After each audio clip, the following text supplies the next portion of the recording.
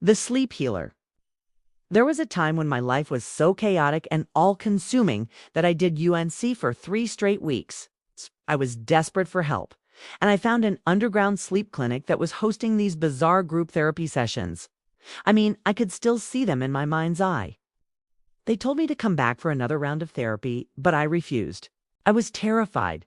Was this some kind of cult? Were those smiling faces now haunting me? Turns out the owner of the sleep clinic had slipped something into the tincture that would knock you out for days. And while you were sleeping, he would harvest your life force or something. It's because they wanted me to join them in death. And then the text messages turned to threats. They said that if I didn't return to the clinic, I wouldn't be able to sleep again for the rest of my life. And every night I dreamed of them, of their smiling faces and their kind eyes. And every night I dreamed that they were reaching out for me, trying to pull me back into the warm embrace of eternal sleep.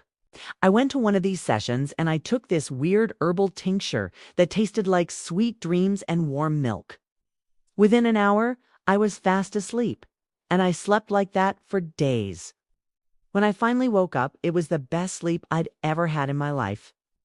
The problem was, I couldn't stop thinking about the other people at the sleep clinic. Then one day, I started getting these text messages from the sleep clinic. So I did what anyone desperate for sleep would do. I went back to the clinic and I drank the strange herbal tincture.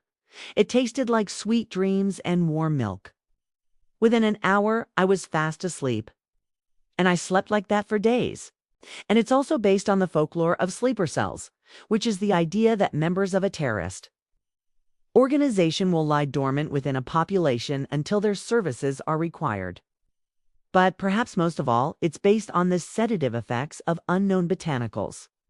Certain plants can make you fall into a deep sleep that lasts for hours or even days.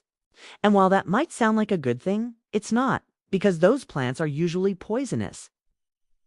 When I finally woke up, it was to the horrifying sight of everyone at the clinic lying dead in their beds, their faces frozen in eternal smiles. This story is inspired by true reports of dangerous, unregulated sleep clinics.